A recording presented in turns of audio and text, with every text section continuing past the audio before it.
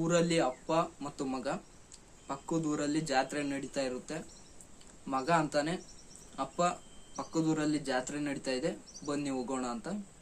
ಅದಕ್ಕೆ ಅಪ್ಪ ಅಂತಾನೆ, ಮಗ ನೀನು ಹೇಳಿದ್ದನ್ನ ಎಲ್ಲದನ್ನೂ ಕೂಡ ನನಗೆ ಕೊಡ್ಸೋಕ್ಕಾಗಲ್ಲ, ನನ್ನ ಹತ್ರ ದುಡ್ಡಿಲ್ಲ, ಹೋಗೋದು ಬೇಡ ಅಂತ ಅಂತಾನೆ.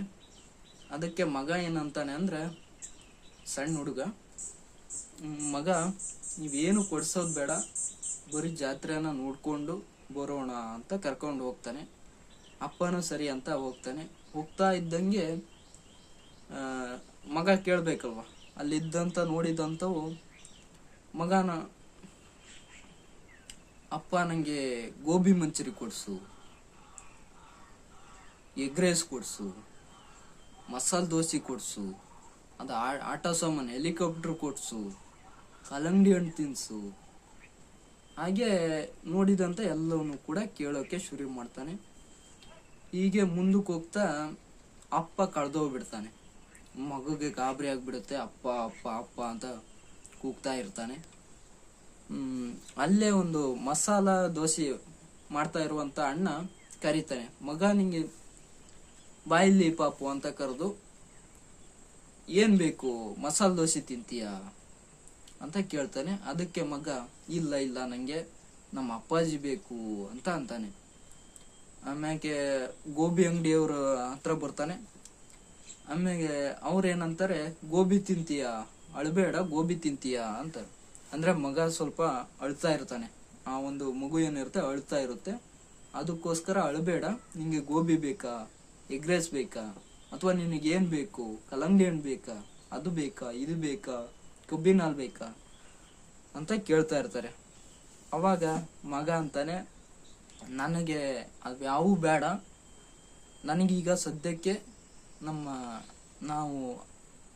ನಮ್ಮ ಅಪ್ಪಾಜಿ ಕಳೆದೋಗಿದೆ, ದಯವಿಟ್ಟು ಹುಡುಕೊಡಿ ಅಂತ ಕೇಳ್ತಾರೆ. ಆವಾಗ ನಿಮ್ಮ ಅಪ್ಪಾಜಿ ಆ ಮಗುನ ಎತ್ಕೊಂಡು ಹುಡುಕ್ತಾ ಹೋಗ್ತಾರೆ. ಆಗ ಅವ್ರ ಅಪ್ಪಾಜಿ ಸಿಗುತ್ತೆ. ಅವಾಗ ಆ ಮಗು ಏನಿದೆ ಅಳುತ್ತೆ. ಯಾಕೆ ಅಳುತ್ತೆ ಅಂದ್ರೆ, ಆ ಅಪ್ಪಾಜಿ ಅವ್ರ ಹತ್ರನೂ ಕೂಡ ದುಡ್ಡು ಇರ್ಲಿಲ್ಲ, ಅದ್ರಲ್ಲೂ ಕೂಡ ಇವನ್ನ ಜಾತ್ರೆಗೆ ತಗೊಂಡು ಬಂದಿದ್ರು. ಮಗ ಕೇಳ್ಬೇಕಲ್ವಾ, ಎಗ್ ರೈಸು, ಗೋಬಿ, ಅವು ಇವು ಎಲ್ಲದನ್ನೂ ಕೇಳ್ತಾ ಇತ್ತು.